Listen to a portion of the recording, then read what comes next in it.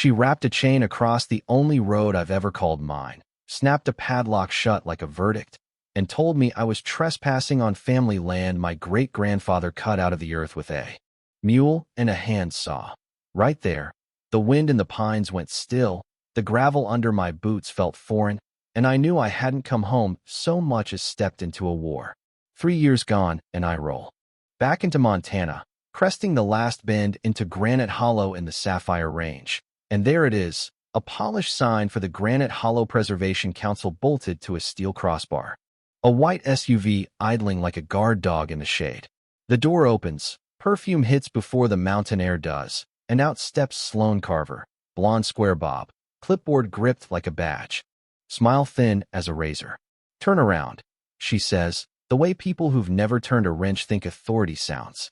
I point past the barricade toward my cabin, the one my great-grandfather built in 1923, and tell her I live up there. Her eyes slide across me like I'm a crack in the paint. Not anymore. The thing Sloane Carver didn't know, and this is the hinge on which the whole mess swings, is that I didn't just inherit an old cabin with a view. I inherited the ground beneath the ground. Mineral rights, water rights, an access easement that outlives fashion, fences, and new money. I'm Jack Mercer, 48, the kind of tired you don't sleep off. My hands learned their grip on pump handles and chain tongs, oil rigs from the Permian up through North Dakota, where the wind whistles through steel like it's giving sermons. The work bought my mother her dignity at St. Agnes Memory Center in Missoula when names began to slip from her like snow off tin. And when she passed 6 months back, I put down my last shift and pointed a rattling truck toward the only place that still made sense. I told myself the crunch of gravel would taste like home. Instead, where wildflowers used to make a painter jealous, there were 8 glass mansions with lawns like putting greens, all perched under the banner of High Timber Reserve and a woman in expensive boots telling me I didn't belong.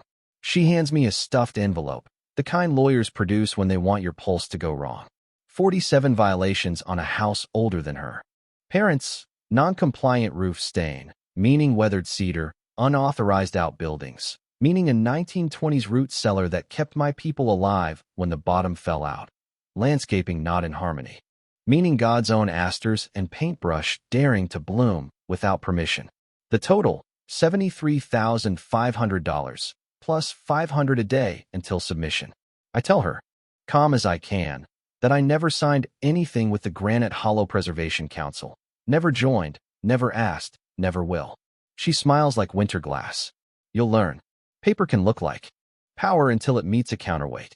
That night, under a roof that still smelled like smoke and rain, I drove the old F-250 to the courthouse and caught Lydia Brandt, clerk since Carter. Turning the key, she hugged me tight, murmured she was sorry about my mother, then slid a stack of filings across the counter with the quiet of a funeral home. The Granite Hollow Preservation Council. Covenants read like a tin-crown monarchy. Colors, mailbox fonts, guest limits. How long a tool can rest on a porch before it becomes a menace. But in Montana, if you want to shackle a homestead with your brand new bylaws, you need every affected owner on the dotted line. My name is an empty lane. No signature. No consent. No leash. Morning detonates in my mailbox anyway. 14 fresh fines. Our county sells me trail cameras. 6. Night vision, motion, audio. Montana is one-party consent. My land is my land, and every word uttered on it belongs to me. 48 hours later. There they are on my screen. Sloane Carver and 2 committee faithful skulking at dawn, whispering like villains who've never read a statute. Stack every violation, she says. Pressure him to sell. One of them floats, environmental contamination. She purrs, I'll call it in. Right on cue, Owen Kilpatrick from County Health calls, apologetic, duty-bound. I tell him to bring the whole kit. He does, and what those meters show would pass for bottled water. I hand him a USB drive with the Sunrise Conspirators and the head nod. He gives me rides away in the back of his truck with the strength of a small oath. 2 days later, the mountain quiet tears open. County trucks, a state compliance officer in a hazmat suit, a building inspector in a nervous windbreaker, and a local news van, unfolding a satellite dish like a vulture spreading its wings. Owen Kilpatrick looks like he hates being part of theater. The inspector, Alan Pierce, photographs my foundation like he expects to find a sinkhole. The environmental guy, Dr. Miguel Rivas, suits up as if Chernobyl moved to Granite Hollow. Just off camera, I catch a slice of platinum hair and a boot with a designer logo. Sloan Carver is orchestrating angles for the evening news. I play it straight. Inspect everything, I tell them. And you may want to test runoff below the new places. Dr. Rivas' detector stays silent by my septic. Alan Pierce runs a level and mutters that my stone and steel would ride out an earthquake. The reporter, Kara Whiteley, bright eyes, quick questions, leans in with a microphone and a whiff of cheap urgency. I show her a still from my cameras. Sloan Carver trespassing at dawn, plotting false complaints. The air snaps. The camera pivots. And down the valley, the creek that used to run clear flashes a suspicious tea color where High Timber Reserve has been playing God with drainage. You'd think humiliation would slow them. Instead, the next morning my power is cut. An automated voice tells me reconnection requires HOA authorization, and I laugh long enough to remember the part of me that snarls. An envelope arrives, thick enough to wedge a door. Stamped Carver Whitcomb and Wells, LLP, downtown Helena address, senior partner Graham Carver, who happens by coincidence to be Sloan's husband. They demand $250,000 for damages and interference, citing harm from dates when I wasn't even in Montana. I circle the wrong dates in red, pour another bitter cup, and drive to the library where the internet runs faster than the lies. The sentence that lifts the hair on my arms: mineral rights, water rights, and a perpetual access easement retained by Edwin Mercer and heirs. Not just my cabin, not just my meadow. The whole bowl of Granite Hollow beneath those 8 mansions, mine where it matters most. The wind rattles the cabin siding like it's saying amen. If Sloan wants to play Empire, I can play geology. Midnight brings the quiet steps of people who think the dark is their friend. 3 figures in black, a chemical whiff of gasoline, a bag clinking softly. I don't point Granddad's lever action at anyone. Just lay it across my knees where porch light can kiss the steel. Evening, I say, soft as a warning. They freeze like bad deer, drop a gas can, 3 spray paint cans, and a bundle of road flares with a plastic timer that would embarrass a teenager. I call Sheriff Cole Hargrove. 20 minutes later, he's bagging up felonies and watching my trail footage with a face that looks like a weathered cliff. That's attempted arson and conspiracy, he says. Maybe more, if we can tie who wrote the checks. Tie it we do. I carry the mineral patents, the permit files, and the video too. Avery Lockhart, a property rights attorney in Helena whose office smells like old books and fresh coffee. She reads slowly, which I've learned is how real work happens.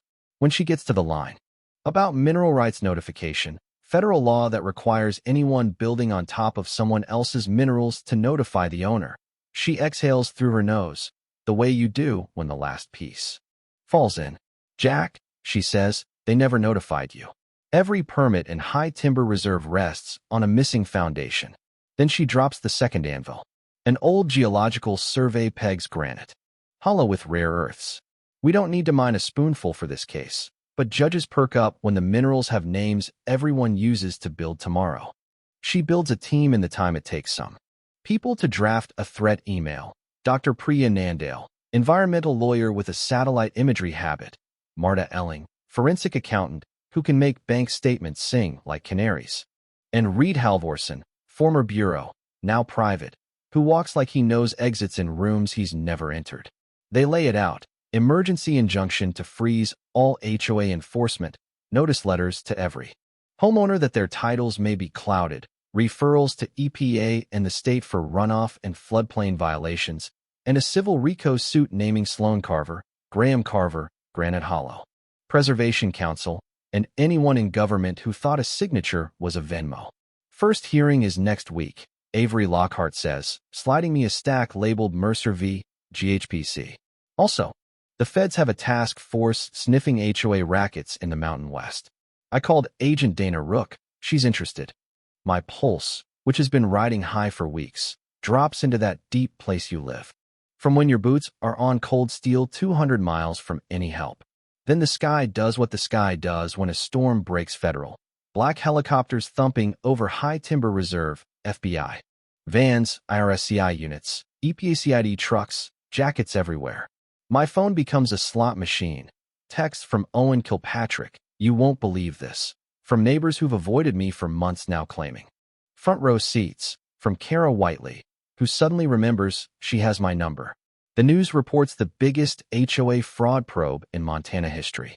Harold Denton, county commissioner and champion of economic vitality, is walked out of his office pinstriped and handcuffed. In the cul-de-sac at High Timber Reserve, Graham Carver tries to ferry boxes labeled confidential legal files out a back door and straight into the camera frames of agents who have watched this movie plenty. Agent Dana Rook calls from a room that sounds like printers and focused voices. Evidence from my case ties to complaints in Texas, Florida, Arizona, maybe more. The arson for hire attempt, the fake environmental claims, the power shutoff stunt, the unlawful permits, RICO all over it. "Mr. Mercer," she says, "your cameras and deeds are a skeleton key." I tell her those cameras were 20% off at a store the world forgot, and she actually laughs. Humor doesn't save Sloan Carver from her next performance. She sues me, the FBI, the EPA, unknown federal conspirators, for $100 million, calling me a plant, a saboteur, a deep state puppet with a chainsaw. Graham Carver won't touch her case now that his own name is on an indictment, and her filings come in caps lock and delusion. Word leaks that she's tried to hire Sentinel Ridge Group out of Arizona to secure her constitutional rights. Agent Rook translates intimidation with paperwork and men who know how to jam cameras. The marshals set a perimeter around Granite Hollow. They hand me a radio and say if the wind smells like a battery, call. It smells like victory instead. Avery, Priya, Marta, and Reed keep loading the wagon while the circus roars. Marta tracks HOA dues into shell companies with names like boating magazines, then into personal accounts belonging to board members and their cousins. Priya overlays storm maps with rooflines, floodplains with basements, illegal grading with brown water in feeder creeks. Reed knocks on doors and returns with 17 sworn statements. Original ranchers like Silas Boone, new buyers with kids and labradoodles, all with texts, emails, and a stack of violation letters printed on fear. At the injunction hearing, judge listens, flips the patent over twice like it might sing, and bangs her gavel. The Granite Hollow Preservation Council is frozen. No more fines. No more liens. No more dawn committees, until the court sorts mineral rights notifications and criminal allegations. That sound, wood on wood, lands in my chest like a pilot light catching. Sloan runs, or tries. Private jet at Helena Regional, 2 bags heavy with cash, gold coins, and bearer bonds. Customs seizes her like a lesson. New charges stack. Unlawful export of monetary instruments, attempts to flee prosecution, tax evasion. Meanwhile, the Arizona contractor Sentinel Ridge Group turns out to be running guns south. FBI raids the compound. Lights. He hands me a radio frequency scribbled on a card. If you see anything that doesn't feel like deer, call Agent Rook. People in corners do stupid, loud things. Hours later, my cameras catch 3 vehicles creeping without headlights. I whisper into the mic, and a calm voice thanks me, asks me to hold. At dawn, Agent Rook texts, those cars were theirs, surveillance. Repositioning for today's operation. By noon, 17 more names are cuffed across Texas, Florida, Arizona.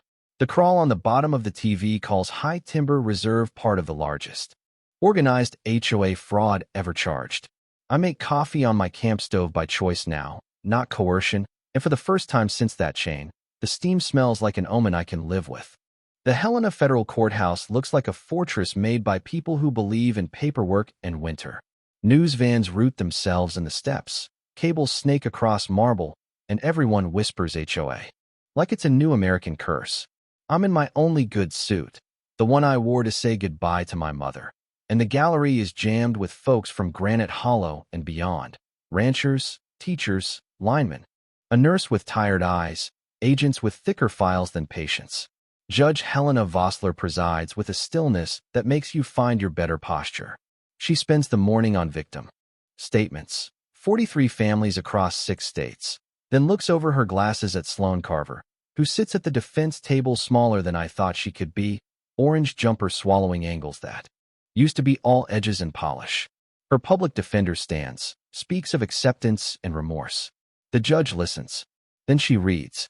She tells a story without adjectives: fraud, wire and mail, conspiracy, bribery of a public official, Harold Denton, environmental violations, witness intimidation, attempted arson through proxies, attempts to flee, the laundering of other people's dues into. That the Arizona hires fell under arms trafficking charges, that the court will not be a laundromat for community standards, used as racketeering. Then the gavel's shadow lengthens. 25 years in federal prison for Sloan Carver, no parole, followed by 10 years supervised release, $69 million in restitution under racketeering statutes, and forfeiture of any asset you can put in a box or sell with a broker. Graham Carver gets 12 years. Harold Denton gets 8. For the first time since this began, the room exhales like it's been holding its breath through winter. They lift Sloan to her feet. She turns, scanning faces, looking for someone she can still bully into flinching, locks on me, and spits a final prophecy about ruined families. For their records and their courage, gives a neat, federal nod to the cameras, and mentions a reform wave, oversight bills, title protections, required mineral rights notifications, people in suits. Far away, finally reading what Edwin Mercer wrote on a black and white deed a century ago. Avery Lockhart touches my shoulder and asks how it feels. Like taking off a wet coat you've been wearing since summer, I say. She smiles like she's been waiting to hear that exact sentence. 6 months fold themselves into the kind of days I wish I'd had sooner. Power hums because a lineman turned a switch, not because an HOA allowed mercy. The EPA tears up illegal culverts, stitches back the creek banks, and the meadows trade scalpings for wildflowers that know their names. The 8 mansions retrofit with solar and geothermal because compliance beats courts sometimes, and lawns give way to native grasses that don't need a weekly chemical sermon. The Granite Hollow Stewardship Fund, built from forfeited assets, cuts checks to every family burned by the scam, interest and damages included. Silas Boone comes by mornings with thermoses and stories, calls it victory coffee, and laughs like a younger man when the paper runs the photo of Harold Denton in stripes. The community dissolves the sham council and forms the High Timber Community Cooperative, voluntary. Rotating leadership, open books, bylaws written in plain English, no architecture police, no fines for a splitting mall. We set aside conservation easements so that a century from now some kid can step into Granite Hollow and hear water without wondering who owns the sound. A slice of the fund starts the Granite Hollow Veterans Retreat, weeks in the cabin for men and women with invisible shrapnel, where nobody says therapy. We just split wood, fix fences, fish, cook, and sleep full for the first time in a while. The bitter joke writes itself. Sloan Carver tried to turn neighbors into revenue streams, and now her forfeited bracelets are paying for peace. One afternoon, Avery Lockhart drops by with a folder and a grin. Indictments in other states, she says. The pattern we helped prove became a key. Doors are opening. Homeowners are finally speaking without shaking. A newspaper lays across my table, headline bold enough to make me snort. Mercer stand in Granite Hollow. Sparks HOA reform wave. There's talk in Helena of a Mercer amendment to require mineral rights notifications and federal audits for HOA finances above a threshold. I didn't set out to be anyone's lesson plan, but if the map gets redrawn a little straighter, I'll take it. Sunset spills gold down the ridge, and for the first time in a long time, there's nothing mechanical in the sound of evening, no generator hum to power harassment, no tires crunching up my drive to deliver threats, no clipboard clicks. Just creak, wind, an owl calling destiny by a name only owls know. Read Halvorsen text to say Graham Carver got 12, betrayal with a bar card, earned an enhancement, and Sloan has laundry duty. The universe has a sense of humor when it's not busy correcting us. My phone buzzes with a message from a Wyoming vet staring down a different HOA. Same template, new villains. I pour coffee, open my laptop, and start typing everything we learned. Document. Cross-check. Never talk without cameras. Read the mineral patents. File the FOIAs. Don't let yourself be alone. I tell him the law is slow, the mountains are slower, and both will be on his side if he refuses to move first. Closure? Here it is. The chain is gone. The road is open. The cabin stands. Sloan Carver is an inmate number. Graham Carver counts years. Harold Denon is a cautionary tale. And Granite Hollow breathes. My mother used to say that justice is just truth with boots on. And tonight, with the porch light off and stars thick as spilled salt, I believe her. Now the open question, for you, for me, for anyone who's ever watched a neighborhood turn into a cudgel. When community standards become a weapon in the hands of the powerful, where should the line be drawn? On paper, in court, or in the dirt where property meets principle? Tell me in the comments what justice looks like to you. Was the sentence enough? Was the restitution right? Should the innocent buyers in High Timber Reserve have kept their homes? And how do we build communities that protect both beauty and freedom without breeding tyrants? Your take matters. Because the next Granite Hollow might be one county over, and the story we tell about right and wrong will decide how hard those boots step.